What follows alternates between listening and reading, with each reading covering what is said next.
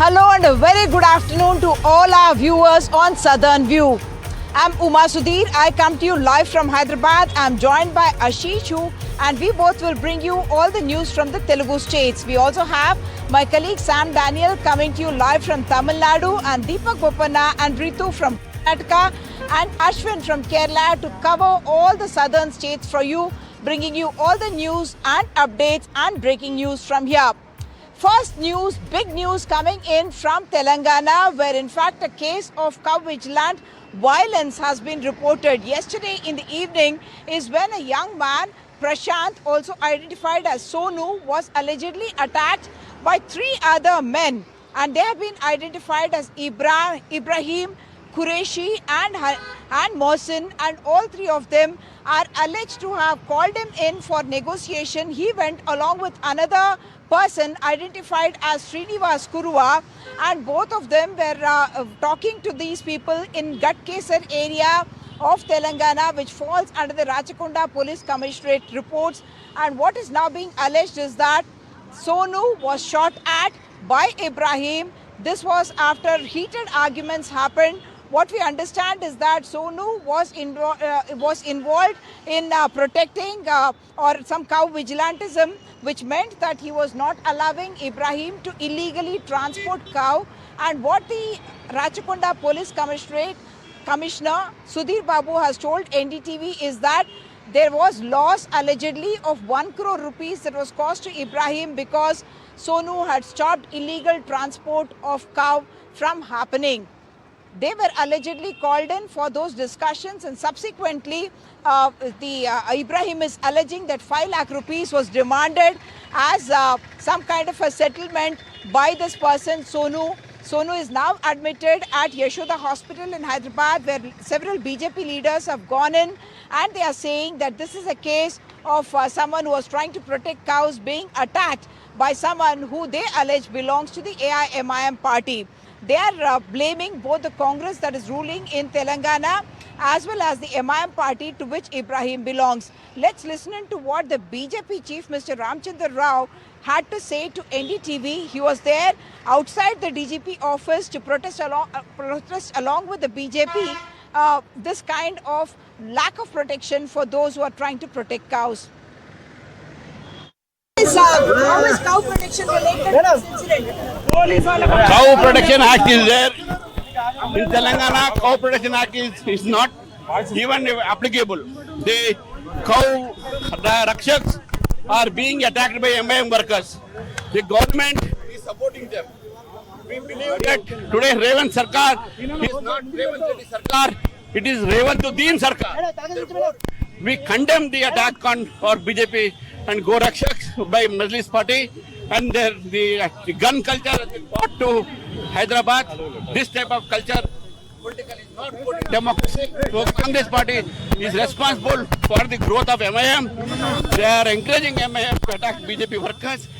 Are you saying that this incident is related to cow protection? Someone was trying to protect cows, he was attacked for the same reason? Definitely, this incident is not an isolated incident. This incident is a planned incident on cow rakshaks. Hyderabad में जो Rachakonda police station area के गटकेसर में आज गायों को illegal गाड़ी में export करने वाले एक माफिया हमारे गोरक्षकों को फोन करके बुलाकर एक बुल रिवॉल्वर से हमारा गोरक्षक के ऊपर फायरिंग किया गया। किसी हालत में जो माफिया है गोरक्षकों को ऊपर गाड़ियां लेकर जाना, तलवारों से डराना और आज रिवॉल्वर से फायरिंग करना, ये पहली बार है, ये पहली घटना है। आज तक तेलंगाना में ऐसा स्थिति नहीं थी। तेलंगाना का लैंड ऑर्डर सिचुएशन कैसा है आप अंदाज कर सकते हैं। संरक्षण करने वाले युवा पीढ़ी संविधान का संरक्षण कर रहे हैं वो लोग। अगर पुलिस इस हत्या करने वाले को न पकड़कर कोर्ट को अगर हवाले नहीं किया, इसका मतलब है इनको पुलिस का मदद दे रहा है और पुलिस के हिम्मत से ही ये लोग ऐसे गन्स लेकर रोड पे खुले आम फिर रहे हैं। कौन दिया इनको लाइसेंस? ये MIM का बंदा है, दम है, न्याय दिलाना चाहते हैं तो आज मैं अपने मुख्यमंत्री रेवंत रेड्डी जी से कहती हूँ, ललकारती हूँ उनको, हिम्मत है तो मेरा गौ संरक्षक प्रशांत को न्याय दिलवाइए।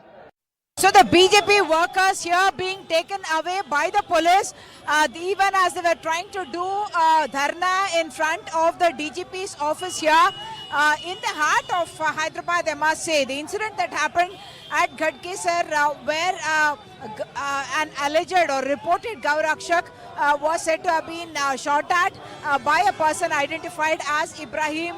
We do know that this person who's identified as Sonu had in fact gone along with the three other accused, whether it is Ibrahim, Mohsin and also Srinivas Yadav to that particular location. But the BJP believes that this is not just because of the kind of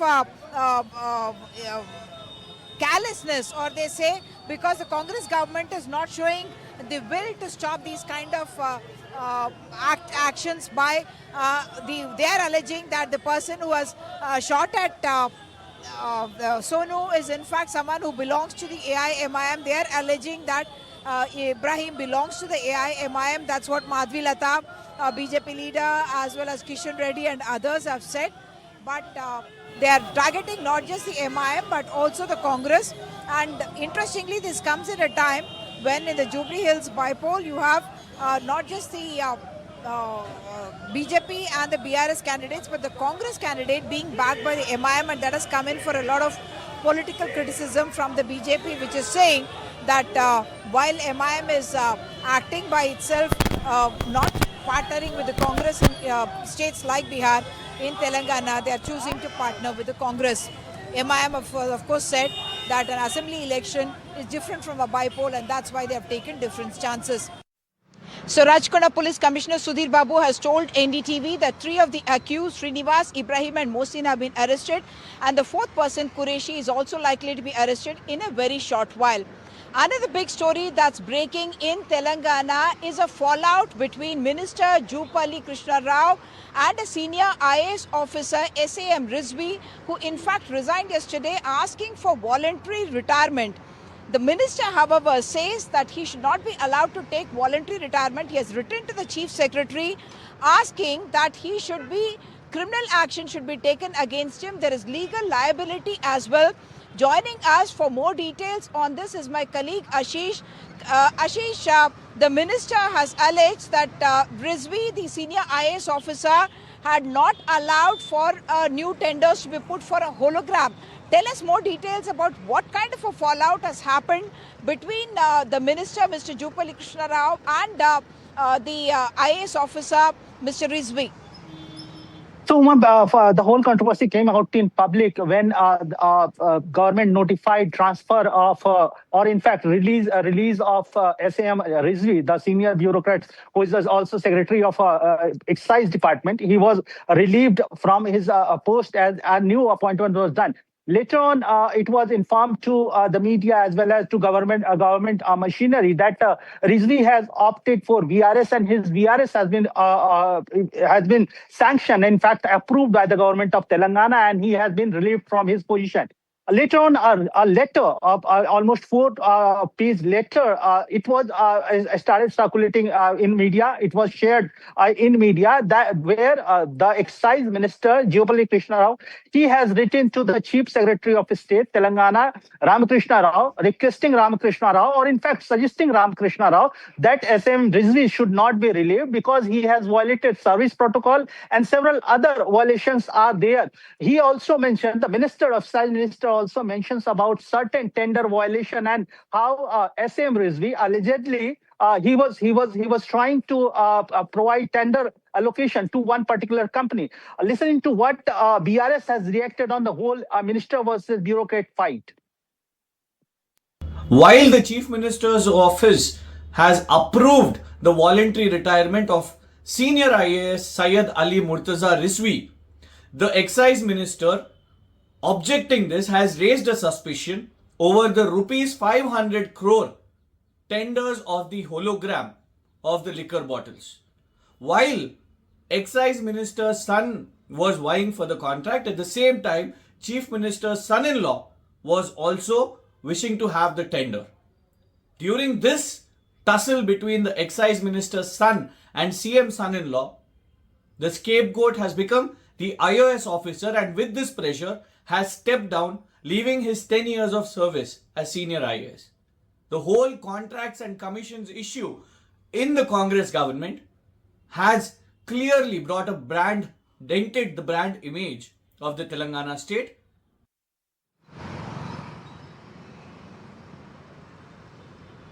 Reacted in this issue. In fact, he has named Chief Minister Revanth Reddy as well as Minister Jayapali Krishna Rao, and undue pressure over this particular IAS who has now taken VRS. Now we will go to Bangalore, where my colleague Deepak will tell you a story related to Karnataka. Well, thank you, Ashish. In fact, we have some breaking news right away coming in from Karnataka. This is over the statement that has come in from Chief Minister's son Yatindra. There are, of course, a lot of reactions that are pouring in. Everyone has things to say, but the latest, of course, is coming in from a close aide of Mr. DK Shivkumar, a supporter, a backer, and an MLA.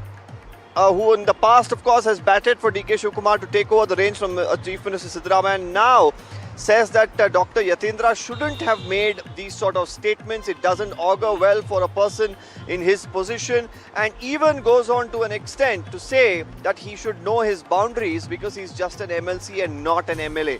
So this is a very sharp and strong reaction that has come in from Iqbal Hussain, who in the past has been issued notices as well for speaking about leadership changes, speaking about DK Shivkumar becoming the next Chief Minister.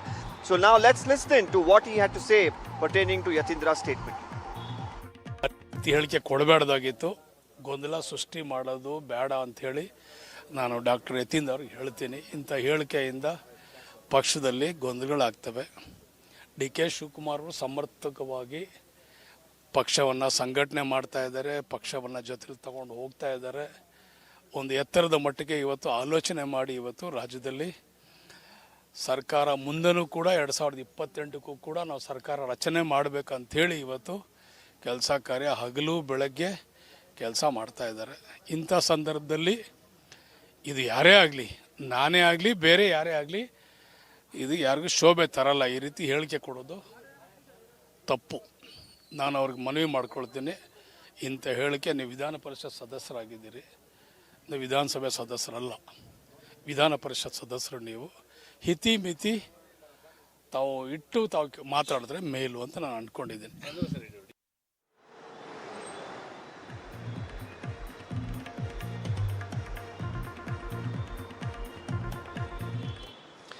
Well, that was as far as, Iqbal Hussain, commenting about Yatindra's comments are concerned. Now, Yatindra's comments came in yesterday, which is now, like I said, sparked off a big row in itself.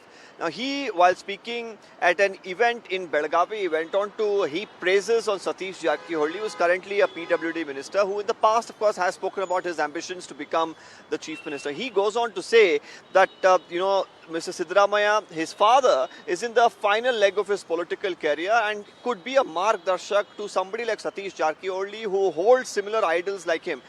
Even says that there are very few in the Congress party who actually have the kind of principles and the ideals that Satish Jarkiholy has, and he's the right man to lead the party, is an indicator that he has given.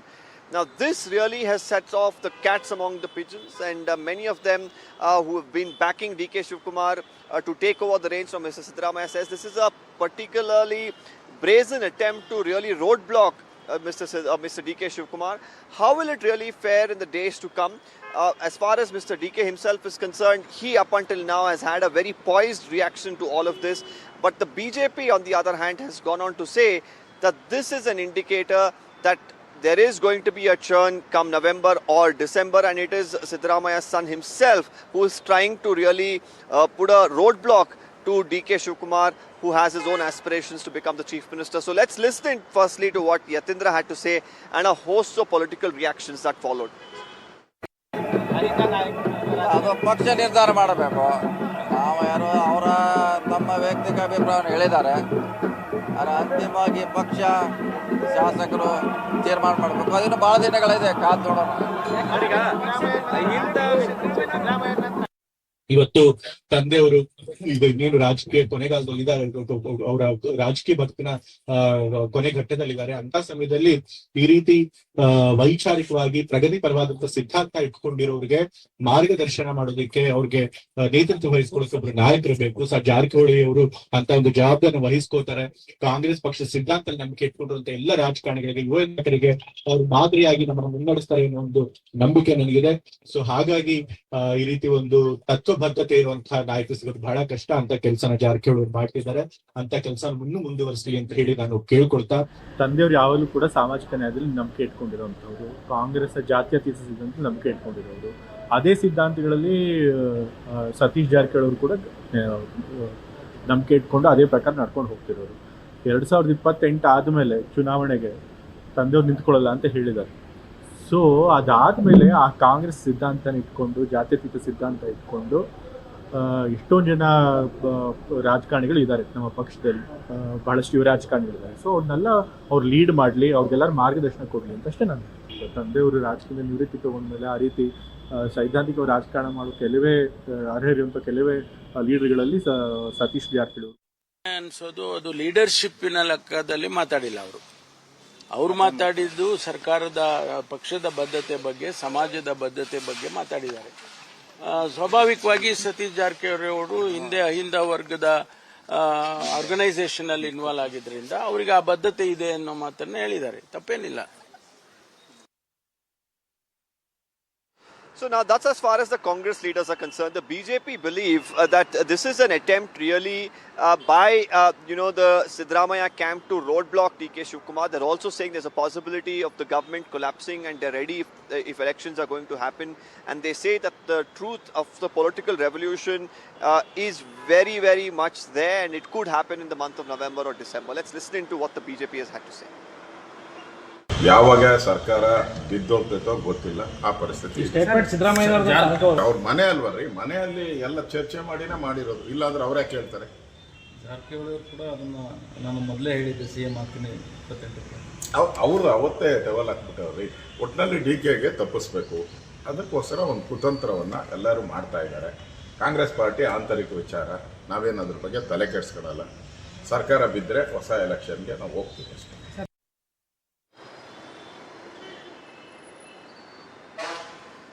Well, meanwhile, let's now cut across to Tamil Nadu, where my colleague Sam Daniel brings you more details.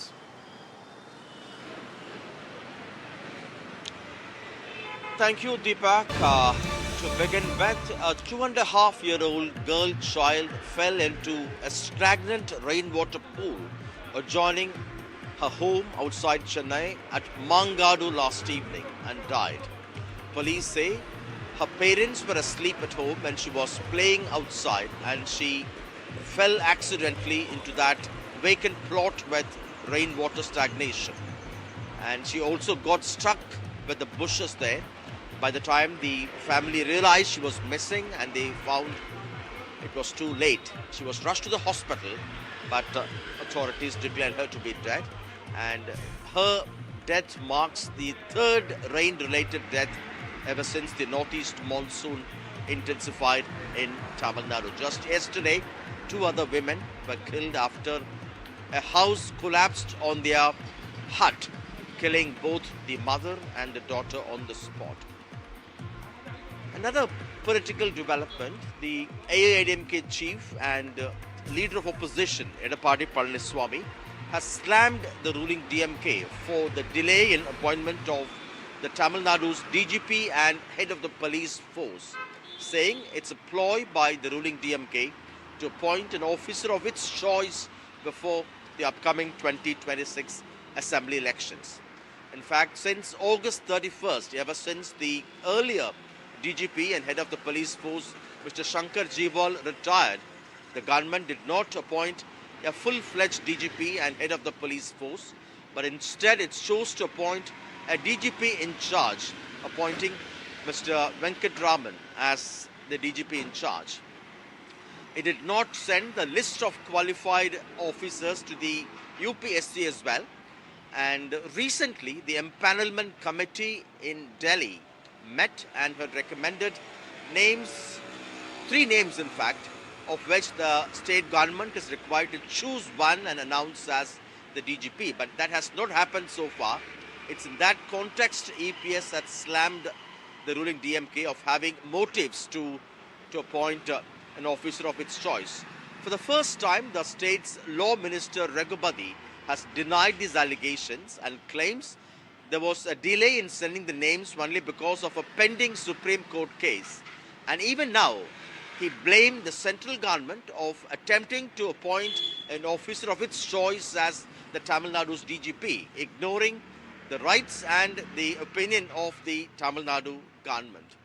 And it's in this context, he says, that the state is fighting to establish the principle of federalism, and there is no delay as such. But there is worry among top officers because further delay in this could actually disqualify a few officers, as according to the norms, the officers who ought to be considered for this top slot ought to have at least a 6-month time available in their service. And this would mean some may lose their opportunity to be considered. And the big question, of course, is whether the ruling DMK is fighting for federalism, or is it a ploy to keep some officers out and to bring in an officer of its choice as the DGP. The BJP has denied allegations and says the state government ought to reveal the name of the officer if it believes that the centre is trying to push its candidate. Lastly, the centre is yet to respond to this particular allegation. That's all from Tamil Nadu. Now it's over to my colleague Uma.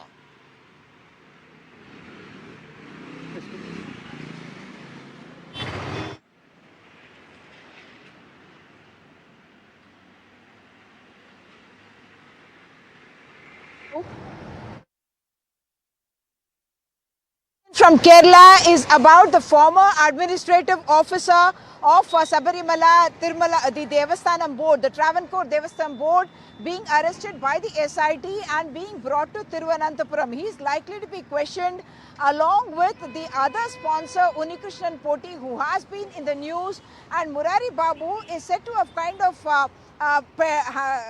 mishandled the records or recorded that there was copper instead of gold with regard to the Sabarimala gold theft case that is being now investigated by the special investigation team.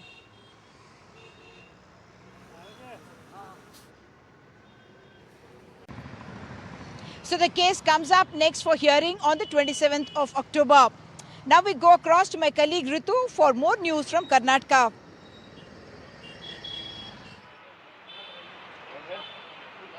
Thank you, Uma. Interestingly, we have a different story altogether from Bengaluru. Now, what is termed as a peak Bengaluru thing is the coolest startup that's been found by the bunch of mothers. Now, they are cooking these delicious South Indian dishes on the food truck, and they are going viral. They have taken over the whole of internet, and there I tried to taste something more different and more nice at this location, which is right there in City's Science Gallery. Now, this is the interesting thing that I have got that up for you, and watch this report now.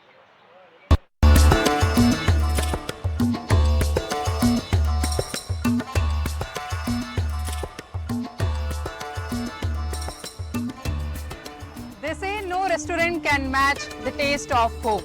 But here in Bengaluru, that's being proved on wheels. Just come with us as we try to take you to these viral mommies who are cooking on the wheels.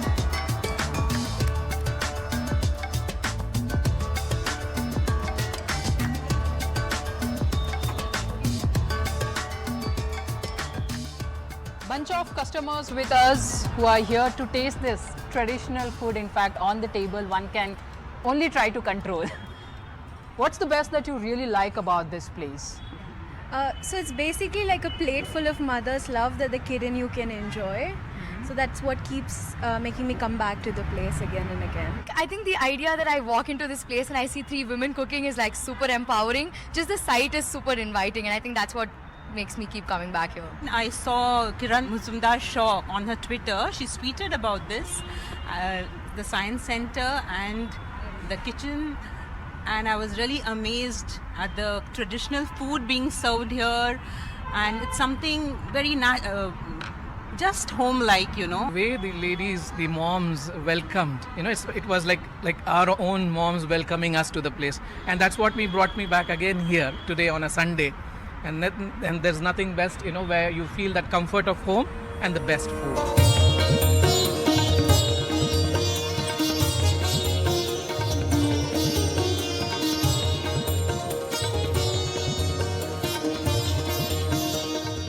Here we are among these viral mommies who are all busy cooking South Indian traditional dishes.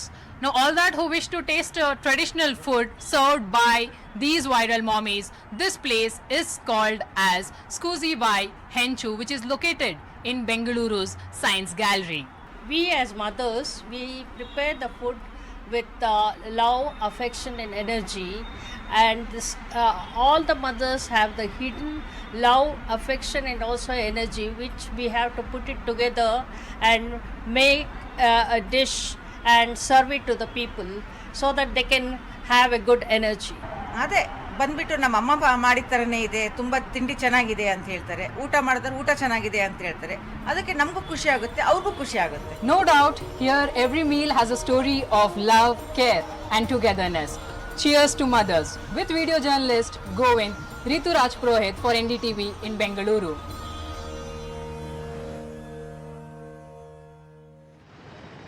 That's the wrap on Southern View from all of us here on NDTV Southern View team. It's a goodbye and thanks for watching.